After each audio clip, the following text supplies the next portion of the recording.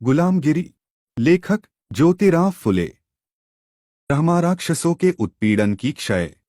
ढूंढीराव तात आपके साथ जो संवाद हुआ उससे यह सिद्ध होता है कि सभी ब्राह्मणों ने अपने नकली धर्म के नाम पर हमारी भोली भाली सरकार की आंखों में धूल झोंकी है और हम सभी शूद्रादि अछूतों का अमेरिका के काले गुलामों से ज्यादा शोषण किया। वे आज भी कर रहे हैं। इसलिए हम सभी लोगों को मिलकर इन ब्राह्मणों के बनावटी धर्म का निषेध करना चाहिए और अपने अनपढ़ भाइयों को भी इस संबंध में जागृत करना चाहिए। आप इस बारे में क्यों नहीं सोच रहे हैं और इन लोगों में जागृति लाने का कार्य क्यों नहीं कर रहे हैं? ज्योतिराव, मैंने कल ही शाम को इसके लिए एक पर्चा तैयार किया है। मैंने उसे अपने एक साथी को सौंपकर उससे यह कहा है कि उस पर्चे में ह्रस्व दीर्घ की जो भी गलतियां हों उनको ठीक करके उसकी एक एक प्रति तैयार करके सभी ब्राह्मण और ईसाई अखबार वालों के अभिप्राय के लिए भेज दीजिए। उस पर्चे का स्वरूप इस प्रकार है। शूद्रों को ब्रह्मराक्षसों की गुलामी से इस प्रकार मुक्त होना चाहिए। मूल ब्राह्मणों के ईरानी पूर्वजों ने इस देश के मूल निवासियों पर हमला किया। उन्होंने यहाँ के हमारे मूल क्षेत्रवासी पूर्वजों को युद्ध में पराजित किया और उनको अपना गुलाम बना लिया। बाद में उनको जिस तरह का मौका प्राप्त होता रहा उस तरह उन्होंने अपनी सत्ता की मस्ती में कई तरह के मतलबी नकली धर्म ग्रंथ लिखवाए और उन सबकी एक मजबूत किला बनाकर उसमें उन सभी पराजितों को वंश परंपरा से बंदी बना करके रखा दिया। वहां उन्होंने उनको कई तरह की यातनाएं देकर आज तक वे ब्राह्मण पंडा पुरोहितों बड़ी मौज मस्ती में अपना जीवन गुजार रहे हैं। इसी दरमियान जब अंग्रेज बहादुरों का राज इस देश में कायम हुआ तब से अधिकांश दयालु यूरोपियन और अमेरिकी भले लोगों को हमारा उत्पीड़न अपनी आंखों से देखा नहीं गया। तब उन्होंने हमारे इस जेलखाने में बार बार आकर हम लोगों को इस प्रकार का उपदेश दिया कि ऐ मेरे भाइयों, आप सभी लोग हमारी तरह ही इंसान हैं। आपका और हमारा जन्मदाता और पालनकर्ता एक ही है। इसलिए आप सभी लोग हमारी तरह ही तमाम मानवीय हकों के हकदार होने के बावजूद आप लोग इन ब्राह्मणों के नकली वर्चस्व को क्यों मान रहे हैं? आदि इस तरह की कई महत्वपूर्ण सूचनाओं का अध्ययन करने पर मुझे मेरे स्वाभाविक और सही मानवीय अधिकार समझ में आते ही मैंने उस जेलखाने के नकली मुख्य ब्रह्मा दरवाजे के किवाड़ों को लात मारा और उस जेलखाने से बाहर निकल आया। इस ब्राह्मण कैदखान से निकलने के बाद मैंने अपने निर्माता के प्रति आभार व्यक्त किया। अब मैं उन परोपकारी यूरोपियन उपदेशकों के आंगन में अपना डेरा डालकर कुछ आराम करने से पहले यह प्रतिज्ञा करता हूं कि ब्राह्मणों के जिन प्रमुख धर्म ग्रंथों के आधार पर हम शूद्रादि अतिशूद्र लोग ब्राह्मणों के गुलाम हैं और उनके अन्य कई ग्रंथों शास्त्रों में हमारी गुलामी का समर्थन में लेख लिखे हुए मिलते हैं, उन सभी ग्रंथों का, धर्मशास्त्रों का और उसका जिन जिन धर्मशास्त्रों के संबंध में होगा उन सभी धर्म ग्रंथों का हम निषेध करते हैं। उसी तरह जिन धर्म ग्रंथों के आधार पर फिर वह किसी भी देश का या धर्म के विचारवान व्यक्ति द्वारा तैयार किया हुआ क्यों न हो, सभी लोगों को समान रूप से सभी वस्तुओं का, सभी मानवीय अधिकारों का समान रूप से उपभोग लेने की इजाजत हो, उस तरह के ग्रंथकर्ता को मैं अपने निर्माता के संबंध में छोटा भाई समझकर उस तरह अपना आचरण रखूंगा। दूसरी बात यह है कि लोग अपनी एक तरफी सोच के अहंकार में जबरदस्ती किसी को भी नीच समझने लायक आचरण करने लगते हैं। उन लोगों को उस तरह का आचरण करने का मौका देकर मैं अपने निर्माता द्वारा निर्मित पवित्र अधिकारों के नियमों को धब्बा नहीं लगाऊंगा। तीसरी बात यह है कि जो गुलाम, शूद्र, दास, दस्यु केवल अपने निर्माता को मानकर नीति के अनुसार साफ सुथरा उद्योग करने का निश्चय करके उसके अनुसार आचरण कर रहे हैं, इस बात का मुझे पूरा यकीन होने पर मैं उनको केवल परिवार के भाई की तरह मानकर उनके साथ प्यार से खाना पीना करूंगा, फिर वह आदमी, वे लोग किसी भी देश के रहने वाले क्यों न हों। आगे किसी समय अज्ञान के अंधकार में सताए हुए मेरे शूद्र भाइयों में से किसी को भी ब्राह्मणों की गुलामी दास्ता से मुक्त होने की इच्छा होने पर एक बार भी क्यों न हो, कृपया अपना नाम पता पत्र के द्वारा लिखकर मुझे भेज दें। मुझे इस काम में बड़ी ताकत मिलेगी और मैं उनका बहुत ही शुक्रगुजार रहूंगा। ज्योतिराव गोविंदराव फुले। तारीख 5 दिसंबर 1872। पूर्ण जूनागंज नंबर 527। जनकल्याण की कामना से हमारे अपने प्रसिद्ध महाज्ञानी, महाचिंतक और महान संशोधक दार्शनिक ज्योतिराव गोविंदराव फुले ने एक बड़े गृहस्थ की सिफारिश पर एक अप्रयोजक, आत्मस्तुतियुक्त और ब्राह्मणों की बदनामी करने वाला एक पत्र हमारी ओर भेजा है। उनके उस पत्र को हमारे अखबार में स्थान मिलने की कोई संभावना नहीं है, इसलिए हम प्रस्तुत पत्र के लेखक फुले से क्षमा चाहते हैं। कोल्हापुर, तारीख 1 फरवरी 1873। शुभ वर्तमान दर्शक और चर्च के संबंध में विभिन्न संग्रह।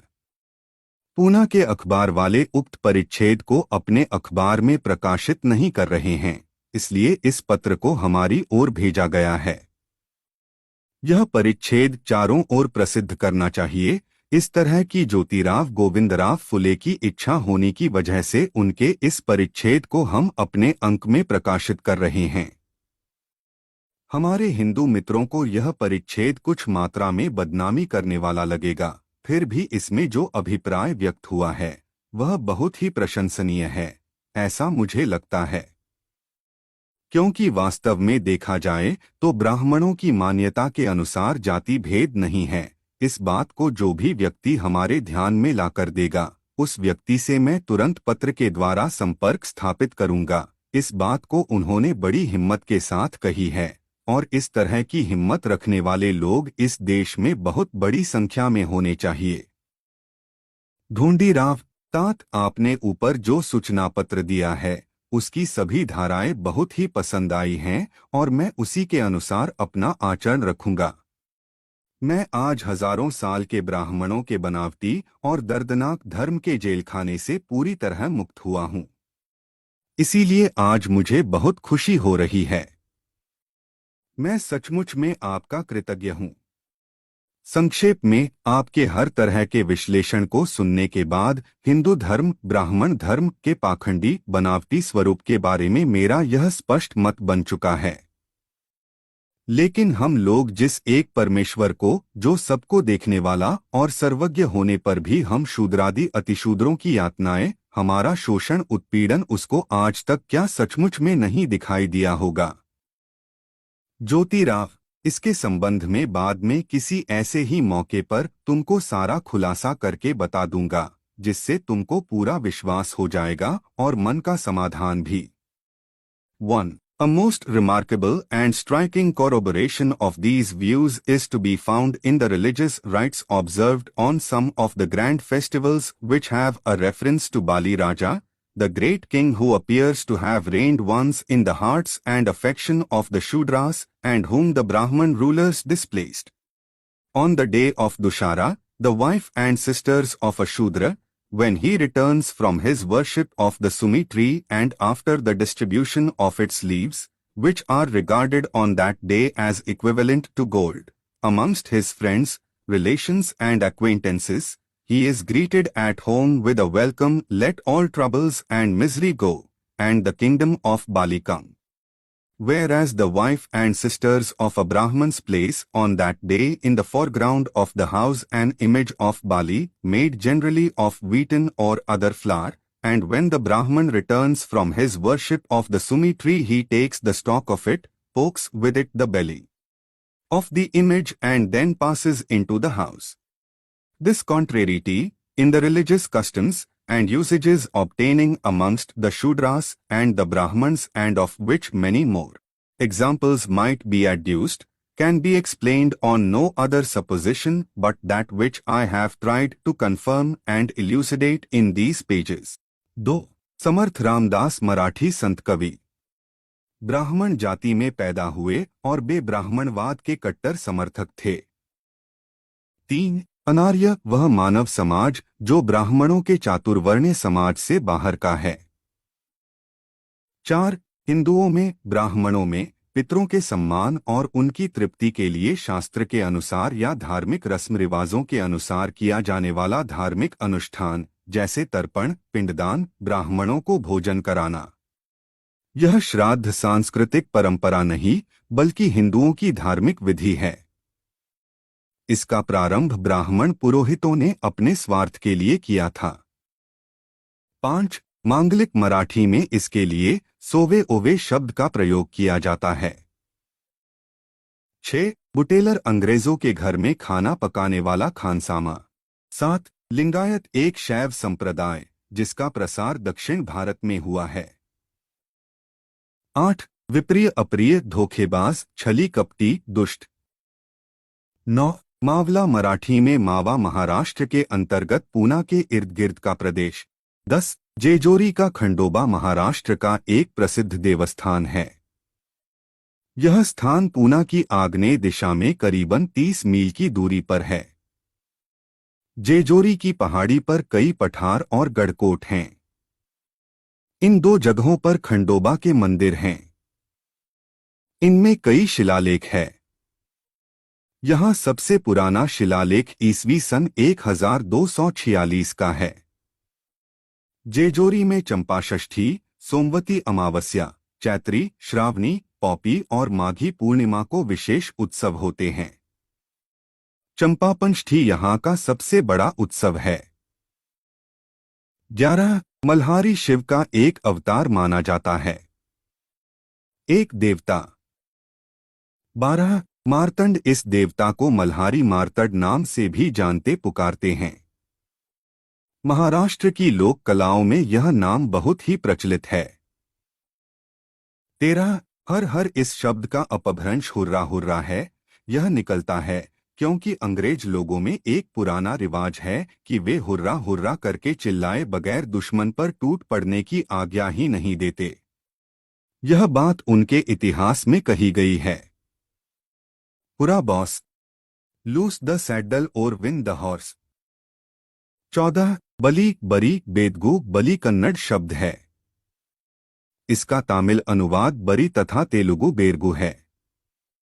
इसका अर्थ है बाहरी जाति। बलि का उल्लेख अनेकों बार ऋग्वेद में एक देवता तथा एक राजा के रूप में हुआ है।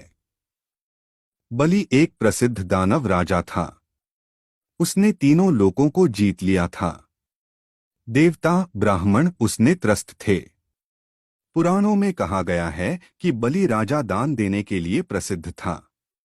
विष्णु दया करके कश्यप और वामन रूप में उत्पन्न हुए और ब्राह्मण का रूप धारण कर बलि राजा के पास गए। वामन ने छल कपट से बलि राजा से 3 पग भूमि मांगी। 15. गायत्री मंत्र। गायत्री ऋग्वेद में एक छंद का नाम है। गायत्री का अर्थ है गायन त्रायते इति अर्थात गाने वाले की रक्षा करने वाली सभी विजों के लिए प्रातः और संध्याकाल की प्रार्थना में इस मंत्र का पाठ करना अनिवार्य माना गया है। 16. कुंबी हिंदुओं की एक शूद्र जाति जो प्रायः खेती करती है। 17. भराड़ी के पुंगी और वाध्या के भंडारी को काला धागा है। उसे देखिए जानाई देवी को सटवाई, मायरानी, कालकाई की तरह शूद्र देवी कहते हैं। 18. आसरा जल देवी। ये 7 हैं। 19. बाणासुर की कन्या उषा कृष्ण के प्रद्युम्न नाम के पुत्र को दी गई थी। प्रभु या प्रभु गैर ब्राह्मणों की एक जाति जिसको महाराष्ट्र में सीकेपी कहते हैं। यही उत्तर पूर्व भारत की कायस्थ जाति है। ब्राह्मण लोग इस जाति के लोगों से भी शूद्र जैसा ही व्यवहार करते थे। 20. पवाड़ा गीरगाथा। 21. महसोबा अर्थात मशासुर महिषासुर देवी द्वारा मारा गया एक दैत्य। महिष एक असुर का नाम जो तमोगुण का प्रतीक है और दुर्गा अपनी शक्ति से इसी का छेदन करती है। 22. कई यूरोपियन ग्रंथकारों की भी यही मान्यता है।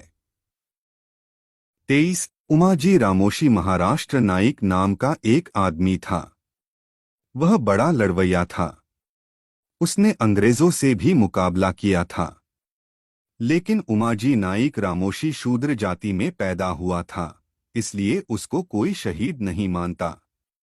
लेकिन जो ब्राह्मण सही में डाकू थे और अंग्रेजों से लड़े, उन्हें शहीद माना गया। 24 देशस्थ महाराष्ट्र के ब्राह्मणों में देशस्थ ब्राह्मण नाम की एक उपजाति है। 25 पार्वती पूना का पार्वती देवस्थान एक संस्थान, इसकी पूजा द्वारा प्राप्त आय केवल ब्राह्मणों पर खर्च होती थी। यहाँ हमेशा ब्राह्मणों को दान दिया जाता था। यहाँ हमेशा ब्राह्मण भोज चलता था। 26 कुलकर्णी कुलकर्णी, कर्णिक, पटवारी, तलाटी आदि शब्द समानार्थक हैं। गांव के चौधरी या प्रधान का कारकुन गांव की जमीन और उसके लगान का हिसाब रखने वाला एक छोटा सरकारी कर्मचारी। कुल का मतलब जमीन, खेत का हिस्सा और कारण का मतलब है मेहनताना। उस समय ऊंची जाति के ही लोग कुलकर्णी, पटवारी आदि होते थे। आज ब्राह्मणों तथा कायस्थों में कुलकर्णी, कर्णिक सरनेम कुल नाम हैं। 27 chapter 4 the sepoy revolt by Henry Mead. 28 Maharashtra में मराठा शासनकाल में और खास तौर पर पेशवाई के काल में खोती पद्धति का उदय हुआ है। इसमें खोत ब्राह्मण होता था जो एक गांव या इस तरह कई गांवों की भूमि का स्वामी होता था। इस खोत का काम यही था कि शूद्रों को जमीन जोतने बोने के लिए देना और फसल के समय किसानों से 3/4 अनाज जबरन ले लेना। शूद्र किसानों पर इसका अपना वर्चस्व चलता था। इतना ही नहीं, बल्कि यह भी कहा जाता है कि शूद्र किसानों की बहुओं को शादी के बाद की पहली रात इसी खोत के बंगले पर गुजारनी पड़ती थी। इसलिए इस अमानवीय खोती प्रथा के विरुद्ध महात्मा ज्योतिराव फुले से लेकर शाहू महाराज तक सभी ने आवाज बुलंद की थी और डॉक्टर बाबा साहेब अम्बेडकर ने बम्बई असेंबली में इस खोती प्रथा के विरुद्ध कानून बनवाया था। 29 टॉमस पेन एक बहुत बड़ा क्रांतिकारी विचारक। उनके मनुष्य के हक, राइट ऑफ मन नाम के ग्रंथ से महात्मा ज्योतिराव फुले बहुत ही प्रभावित थे। 30 गर्दन हिलाने वाले नंदी बैलों की तरह। 31 पूना शहर की एक बस्ती का नाम। 32 प्रस्तुत पत्र के संबंध में अखबार वालों के जो अभिप्राय प्राप्त हुए हैं, उनकी योग्यता जानने के लिए उनको हम अपने पाठकों के लिए यहाँ दे रहे हैं। पूना, शनिवार, तारीख 4 जनवरी 1873।